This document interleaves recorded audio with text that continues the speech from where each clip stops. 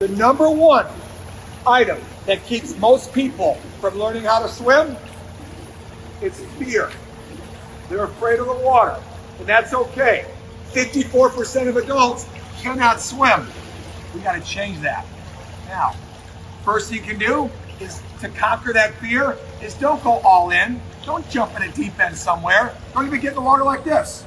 Just start on the side of a pool and just sit where you feel safe. Start moving your legs a little bit. Start getting used to how the water feels. Eventually, you might step in shallow water and just start to walk. You start getting braver, you might want to start walking a little bit lower. That, folks, that's a great progression to start your path to learn how to swim.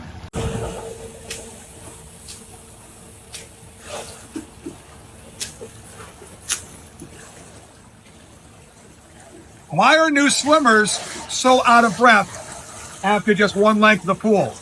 Couple reasons. Number one, they're probably trying too hard. Number two, they're probably not breathing frequently enough. So, trying too hard, not getting enough air. Of course, there's other reasons. Head's too high, legs are too low, kicking too fast, a lot of other reasons like that too, right? But the two main reasons, trying too hard, not breathing often enough. Treading water. If you notice, I'm not using my legs. My legs are actually up right here. I can turn around, I can spin, whatever. That's all just for my hands right here. My hands and my arms. I'm using them as kind of blades. And I can practice this and learn how to tread water in a shallow end of a pool. I don't need to go to the deep end. Shallow water, I'll start slow right here. Look what I'm doing. Like airplane blades, they're kind of pitched a little bit. Well, I do that strong enough and back and forth under the water. Look, no legs needed. That's treading water, folks. If I want to add the legs, I'll wait till I go to the deep end for that. Breathing, probably the number one thing we get questions about. Breathing, right? You don't need to use a whole pool to practice how to breathe on freestyle. You can use the side of a pool. I need about this much space. Watch what I mean. I've got to get used to breathing right here with my top of my head in the water and one eye in the water. If I can breathe like that, I am home free. Take a breath, face back in.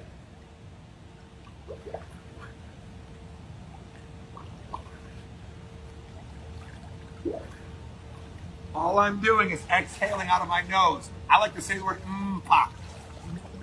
Pop. Pop. Pop. Folks, just get good at that first. That's probably the first step. You do well at that, you'll be able to learn how to breathe on freestyle. But I always sink, but I can't float. My body type isn't conducive for swimming. It can't happen. It's impossible. Forget about that, folks. I'm 6'3", 215 pounds. I'm heavy. I would normally sink like a rock, but I'm gonna float like a beach ball. It all starts with a giant breath first. I'm gonna fill up my lungs and I'm gonna float.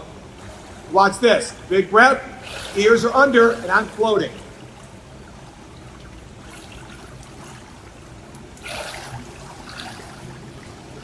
There are some techniques in how to float, but I teach a great online Learn to Swim course. Get it from me. If you don't learn from me, learn from someone you can trust on how to swim. Others do lessons. I teach swimming. And floating on your back. Watch my friend Regina. Regina, put your knees up on the wall. Your feet are flat. Your feet are flat so you don't push off too hard. If she pushes off too hard, water's going to go over her nose. We're going to keep the nose dry. Ears are under. Ears are under. When I say go, she's going to stretch out nice and tall, extend her arms like airplane wings, but those fingers and hands are going to remain barely underwater. Watch. Take a big breath. Stretch out tall. Go. Got your head. I've got her the first time. Stretch out tall. Toes underwater, legs straight. Hold your breath. Arms right there. Don't move. 2, 3, 4, 5. Stand up. Beautiful. That takes a lot of courage, folks. Learning how to float on your back the first time. How do you get better at something? You got to do it over and over and over and get comfortable, get more confidence. I teach a great Learn to Swim course online.